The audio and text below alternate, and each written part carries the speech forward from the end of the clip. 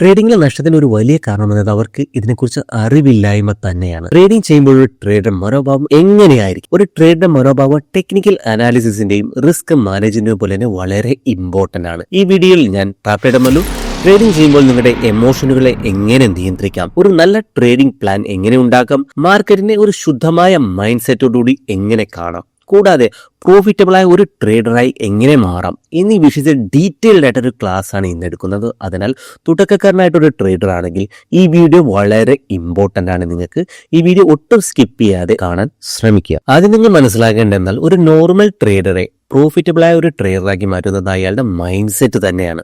നിങ്ങൾ എത്ര ക്യാൻഡിൽസ്റ്റിക് chart pattern പഠിച്ചാലും ഇൻഡിക്കേറ്ററുകൾ പഠിച്ചാലും മറ്റേതെങ്കിലും സ്ട്രാറ്റജികൾ പഠിച്ചാലും റിയൽ മാർക്കറ്റിൽ ട്രേഡ് ചെയ്യുമ്പോൾ നിങ്ങളുടെ മൈൻഡ് സെറ്റ് തന്നെയാണ് നിങ്ങളെ വിജയിപ്പിക്കുന്നത്.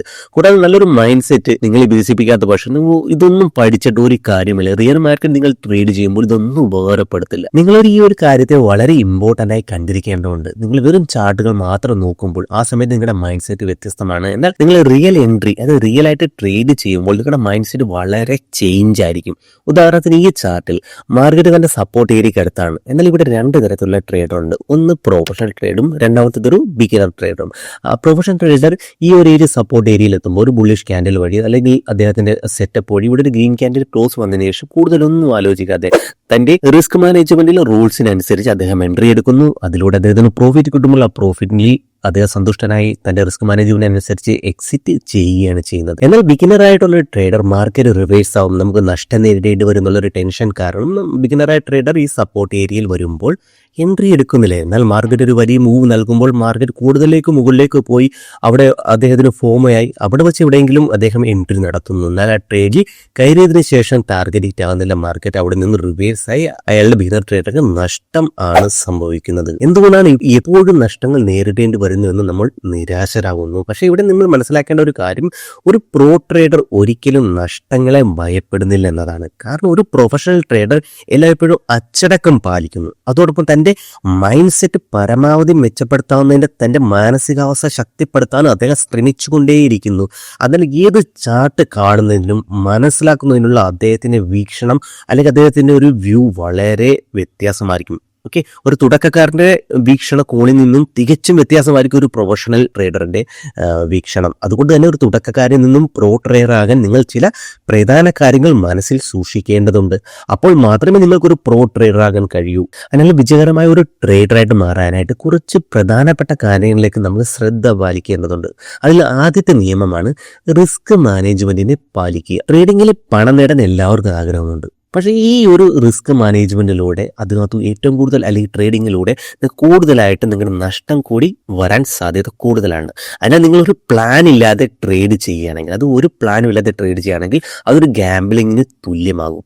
ഇപ്പോഴും ഒരു മികച്ച രീതിയിൽ നിങ്ങളുടെ ട്രേഡിനെ പ്ലാൻ ചെയ്യുക, അല്ലെങ്കിൽ അതിനൊരു ആസൂത്രണം ചെയ്യണം. അതിന് മൈൻഡിനെ കൺട്രോൾ ചെയ്ത് ട്രേഡ് ചെയ്യുകയും വേണം. എങ്കിൽ ചെയ്തെങ്കിൽ മാത്രമേ നിങ്ങൾക്ക് ഒരു ഗ്രേറ്റ് ട്രേഡർ ആകാൻ മാറാൻ പറ്റും. ഈ ചാർട്ടിൽ കാണുന്നത് പോലെ ഇതൊരു പ്രധാനപ്പെട്ട ഒരു റെസിസ്റ്റൻസ് ലെവലാണ്. ഇപ്പൊ ഇതിനെ അടിസ്ഥാനമാക്കി ഇവിടെ രണ്ട് തരത്തിലുള്ള ട്രേഡർമാർ ഈ ട്രേഡിൽ എൻട്രി എടുക്കാൻ പ്ലാൻ ചെയ്യുകയാണ്. ട്രേഡർ എ ഒരു പ്രോ ട്രേഡർ, അതൊരു പ്രൊഫഷണൽ ട്രേഡറാണ്. അതേപോലെ തന്നെ ഒരു ട്രേഡർ ബി നമ്മളെ പോലെ ഒരു ന്യൂബി ട്രേഡറാണ്, ബിഗിനർ ട്രേഡറാണ്. അവർക്ക് രണ്ടുപേർക്കും ഈ ട്രേഡിൽ പുട്ട് എൻട്രിയാണ് എടുക്കാൻ പ്ലാൻ. പക്ഷേ ട്രേഡർ എ തന്റെ റിസ്ക് മാനേജ്മെന്റിന്റെ നിയമങ്ങൾ പാലിച്ചുകൊണ്ട് സ്റ്റോപ്പ് ലോസ് ഒരു 1000 രൂപ, അതായത് 1:2 ആണ് എടുക്കാൻ ഉദ്ദേശിക്കുന്നത്. അതായത് 1000 രൂപ റിസ്ക് എടുക്കുമ്പോൾ 2000 രൂപ അദ്ദേഹം പ്രോഫിറ്റ് നേടാൻ പ്ലാൻ ചെയ്യുന്നുണ്ട്. എന്നാൽ ട്രേഡർ ബി ഇവിടെ റിസ്ക് മാനേജ്മെന്റ് നിയമങ്ങളൊന്നും പാലിക്കാൻ അറിയത്തില്ല. ഇതൊരു ബിഗിനറാണ്, അദ്ദേഹത്തിന് ഒന്നും അറിയില്ല. അദ്ദേഹം ഒരു പ്ലാനും ഇല്ലാണ്ട് ചാടി കയറിയാണ് മാർക്കറ്റിൽ. എന്നാൽ മാർക്കറ്റ് സൈഡ് വേസ് പോവുകയാണ്. ട്രേഡറുടെ സ്റ്റോപ്പ് ലോസ് ആ സമയത്ത് ഹിറ്റാവുന്നു. അദ്ദേഹം അതോടുകൂടി ട്രേഡിൽ നിന്ന് പുറത്തു പോകുന്നു. മറുവശത്ത് അദ്ദേഹത്തിന്റെ ലോസ് എത്രയാണ്? 1000 രൂപയാണ്. മറുവശത്ത് എന്താണ്? ട്രേഡർ ബി ഇല്ല, മാർക്കറ്റ് ഇപ്പൊ ഹോപ്പിലിരിക്കുകയാണ്. മാർക്കറ്റ് വീണ്ടും താഴ്ത്തോട്ട് പോകും.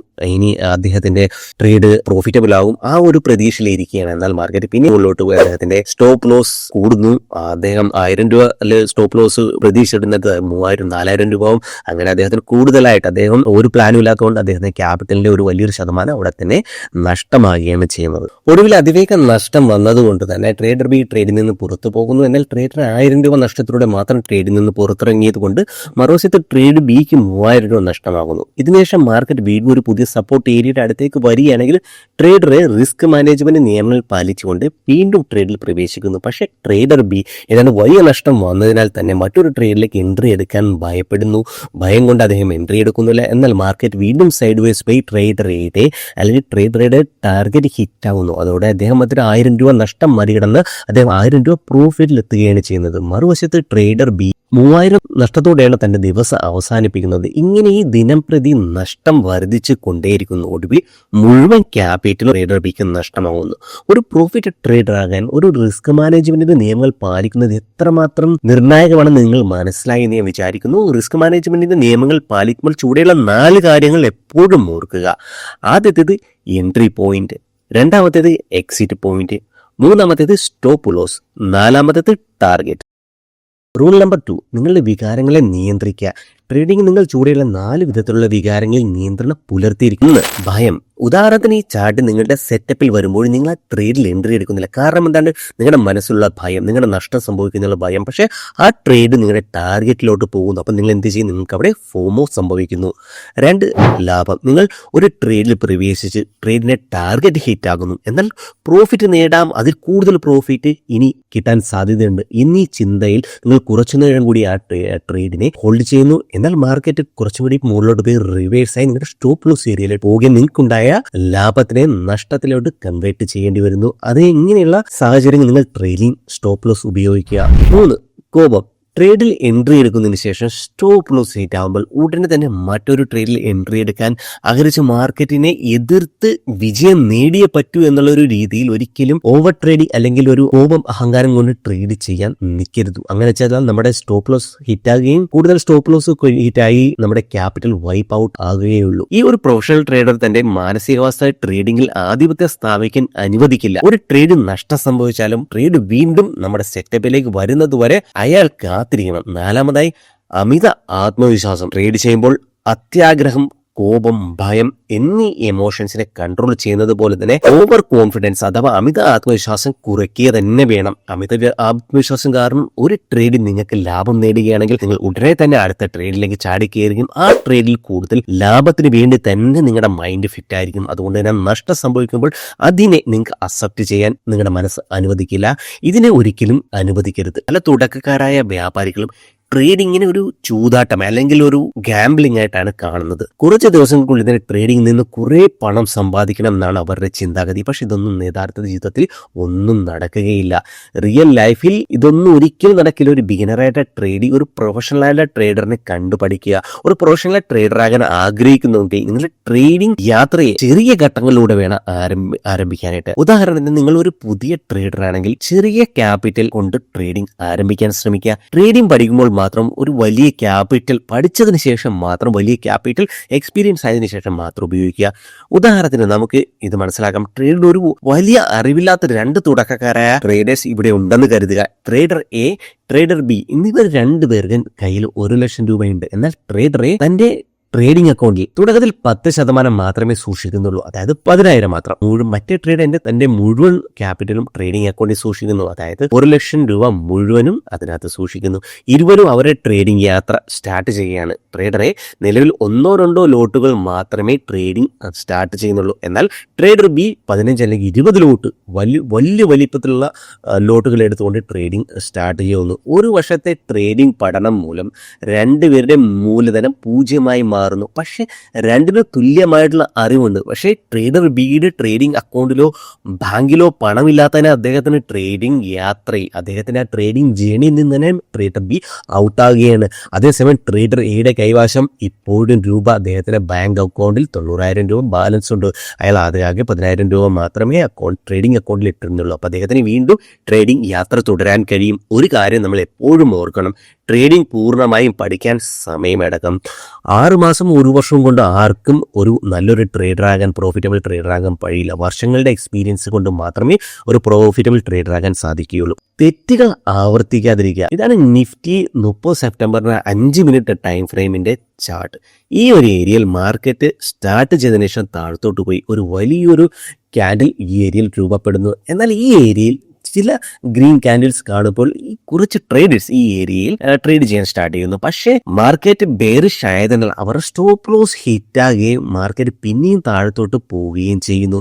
പക്ഷേ വീണ്ടും ഈ ഏരിയയിൽ കുറച്ചും കൂടി ഗ്രീൻ ക്യാൻഡിൽസ് കാണുമ്പോൾ അവിടെ പിന്നെയും മാർക്കറ്റ് താഴത്തോട്ട് പോകുമെന്നുണ്ടെങ്കിൽ ഈ ഗ്രീൻ ക്യാൻഡിൽസ് കണ്ടിട്ട് ആ ഏരിയയിൽ പിന്നെയും ട്രേഡേഴ്സ് എൻട്രി എടുക്കും. അപ്പോൾ എവിടെയെങ്കിലും നിങ്ങൾക്ക് ഒരു അവസരങ്ങൾ കിട്ടാതെ നിങ്ങൾ ഒരിക്കലും ട്രേഡ് ചെയ്താൽ നിങ്ങളുടെ സ്റ്റോപ്പ് ലോസ് ഉണ്ടായിക്കൊണ്ടേയിരിക്കും. അപ്പോൾ ഇങ്ങനെയുള്ള സാഹചര്യം നിങ്ങളുടെ പൂർണ്ണമായി മാനസികാവസ്ഥ നശിച്ചു പോകത്തേയുള്ളൂ. പക്ഷെ ഒരു പ്രൊഫഷണൽ ട്രേഡർ ഒരിക്കലും തൻ്റെ തെറ്റ് ആവർത്തിക്കില്ല. അദ്ദേഹം ചെയ്ത തെറ്റ് പിന്നെയും ആവർത്തിക്കില്ല. അദ്ദേഹത്തിന്റെ തെറ്റുകളിൽ നിന്ന് അദ്ദേഹം പഠിക്കുകയാണ് ചെയ്യുന്നത്. ട്രേഡർ അല്ലെങ്കിൽ ഒരു ട്രേഡർ, സാധാരണ ബിഗിനർ ട്രേഡർ വരുത്തുന്ന തെറ്റുകൾ ഞാൻ നിങ്ങൾക്ക് പറഞ്ഞു തന്നു. നിങ്ങൾ ഇതിലൂടെ മനസ്സിലാക്കിയെടുക്കാൻ പറ്റിയ കാര്യങ്ങൾ, നിങ്ങളുടെ എമോഷൻസിനെ കൺട്രോൾ ചെയ്യുക, നിങ്ങളുടെ റിസ്ക് മാനേജിനെ സെറ്റ് ചെയ്യുക, നല്ല പ്ലാനോടുകൂടി നല്ലൊരു ഓപ്പർച്യൂണിറ്റി കിട്ടിയാൽ മാത്രം ട്രേഡിങ്ങിൽ ചെയ്യുക.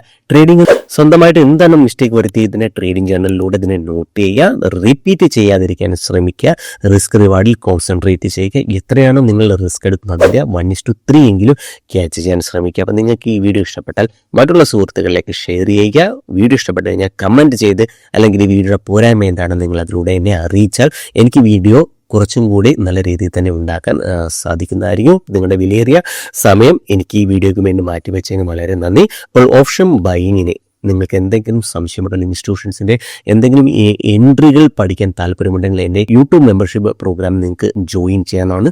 യൂട്യൂബ് മെമ്പർഷിപ്പ് പ്രോഗ്രാം 159 രൂപയിൽ സ്റ്റാർട്ടാണ്. ഇതുകൊണ്ട് നിങ്ങൾ പഠിച്ച ഉടനെ നിങ്ങൾ വലിയൊരു കോടീശ്വരനാകുന്നില്ല. പക്ഷേ നിങ്ങളുടെ ട്രേഡിംഗ് ജേർണിയിൽ വളരെ ഒരു വേർതിരിവ് അല്ലെങ്കിൽ വലിയൊരു ചേഞ്ച്മെന്റ് ഉണ്ടാക്കാൻ പറ്റുന്ന പല കാര്യങ്ങളും ആ ഒരു മെമ്പർഷിപ്പ് പ്രോഗ്രാമിലൂടെ നിങ്ങൾക്ക് മനസ്സിലാക്കിയെടുക്കാൻ പറ്റുന്നതാണ്. അതിലൂടെ നിങ്ങൾക്ക് ഇൻസ്റ്റിറ്റ്യൂഷൻസിന് എൻട്രി ലെവൽ, വോളിയം ട്രാപ്സ്, അല്ലെങ്കിൽ ട്രാപ്പ് ട്രേഡിംഗ് മാസ്റ്റർ ക്ലാസ്, ഇങ്ങനെ പല മെമ്പർഷിപ്പ് പ്രോഗ്രാംസ് നിങ്ങൾക്ക് അതിലൂടെ അവൈലബിൾ ആണ്. സോ ജോയിൻ ചെയ്ത് നിങ്ങൾക്ക് അതിന്റെ ട്രാപ്പ് ട്രേഡിംഗിന് അഡ്വാൻറ്റേജ്, അല്ലെങ്കിൽ മാർക്കറ്റിൽ നടക്കുന്ന ലിക്വിഡിറ്റി ഹണ്ടിങ്ങിന്റെ അഡ്വാൻറ്റേജ് നിങ്ങൾക്ക് മനസ്സിലാക്കിയെടുക്കാവുന്നതാണ്. നിങ്ങൾക്ക് വീഡിയോ ഇഷ്ടപ്പെട്ട മറ്റുള്ള സുഹൃത്തുക്കളേക്ക് ഷെയർ ചെയ്ത് ചാനൽ സബ്സ്ക്രൈബ് ചെയ്യുക. വീണ്ടും കാണും വരെ ഏവർക്കും നന്ദി, നമസ്കാരം.